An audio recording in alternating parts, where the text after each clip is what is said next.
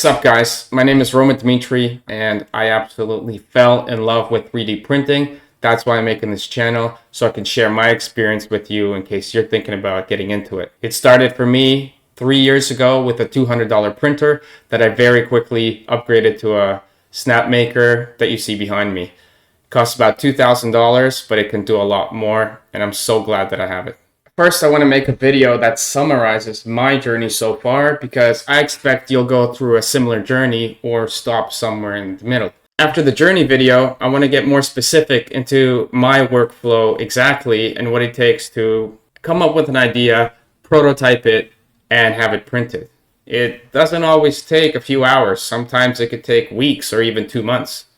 I then want to showcase some of the projects that I worked on so far, like a phone holder for my car, and then a receptacle plate that I printed in my garage. More recently, I've been playing with microcontrollers, specifically the Raspberry Pi Pico.